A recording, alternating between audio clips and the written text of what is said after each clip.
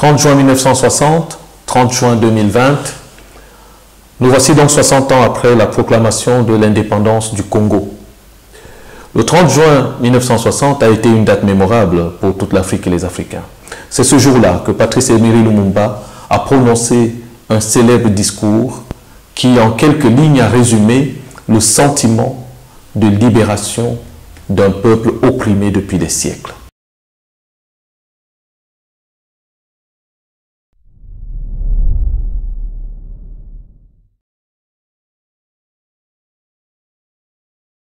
Nous sommes aujourd'hui à Bruxelles, où nous avons, par la force de la lutte, fini par honorer la mémoire de cet homme et de ses compagnons, Okito Mpolo, et à travers eux, de tous les martyrs de la libération des peuples africains. Nous avons donc réussi à honorer Patrice Lumumba du nom d'un square. C'est vrai, c'est une façon de commencer à raconter notre propre histoire et non celle des vainqueurs. Mais ça ne suffit pas. Parce qu'aujourd'hui, 60 ans après, où est-ce que nous en sommes avec la question de la libération et la souveraineté des peuples africains?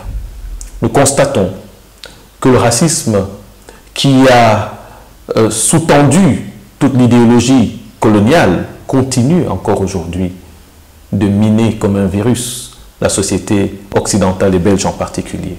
Ce qui veut dire que le combat que Lumumba avait commencé et pour lequel il est mort est loin d'être terminé.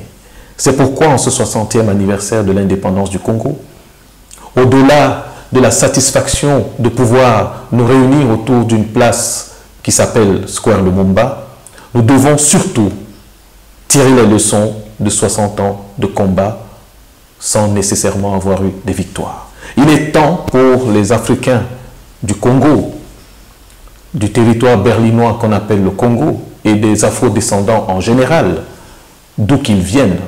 Il est temps pour nous, pour eux, de tirer les leçons et de se réorganiser pour continuer avec beaucoup plus de succès et d'efficacité ce combat qui a été initié par plusieurs héros avant Lumumba, qui a continué avec lui et qui aujourd'hui n'est toujours pas terminé. C'est pourquoi la question de savoir une place Lumumba et après la place Lumumba, après le 60e anniversaire de l'indépendance du Congo, nous, afro-descendants de Belgique, devons plus que jamais tirer les enseignements du combat de cet homme. La première chose, c'est l'objectif collectif. Lumumba n'a pas regardé à sa personne. Lumumba n'a même pas regardé à son origine. Lumumba, depuis 1958, n'a pensé qu'à l'Afrique et au territoire sur lequel Dieu l'a fait naître et qu'on appelle Congo. Il s'est donné entièrement pour cette cause. Il n'a pas calculé à sa vie. Il est temps pour les afro-descendants d'être capables de se dépasser eux-mêmes, de ne pas lutter pour des intérêts personnels, mais de lutter pour la cause collective.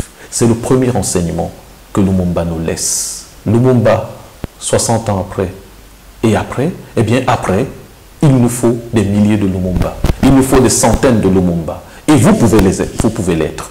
Pour autant que la cause vous habite au-delà de votre propre être. La deuxième chose que Lumumba nous laisse et dont nous pouvons nous souvenir en ce 60e anniversaire, c'est que la dignité de l'homme noir ne se négocie pas. La dignité de l'homme noir ne se commande pas. On lui a reproché d'avoir été vindicatif, d'avoir été irrespectueux envers le roi des Belges de l'époque, Baudouin Ier. Mais en quoi a-t-il été irrespectueux?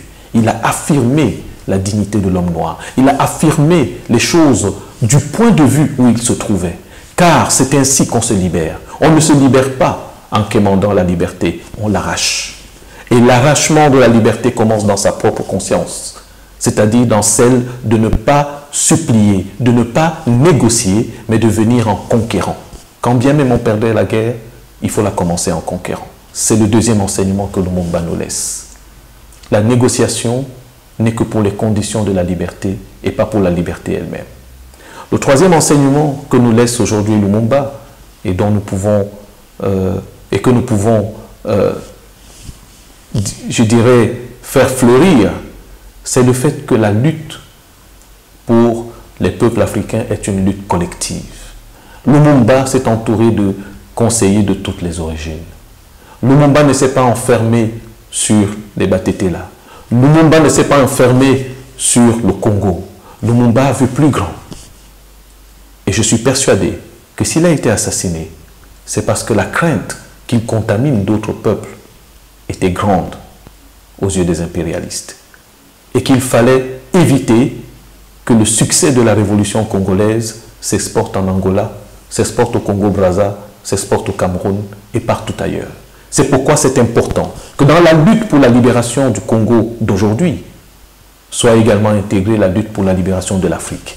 Car le Congo sans l'Afrique ne pourra pas se libérer, ni l'Afrique sans le Congo. Et cela est très important.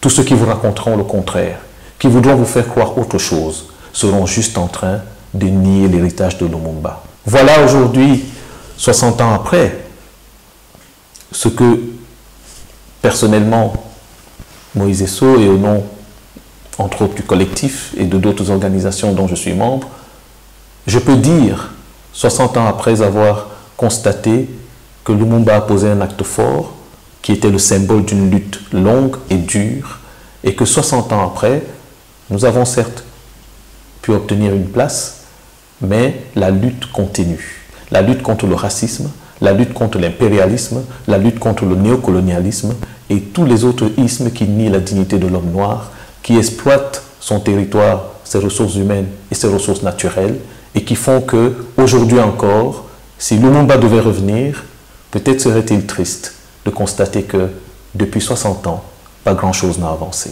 Alors, si nous voulons honorer Patrice Lumumba en ce 60e anniversaire de l'indépendance du Congo, tirons ces 3 enseignements.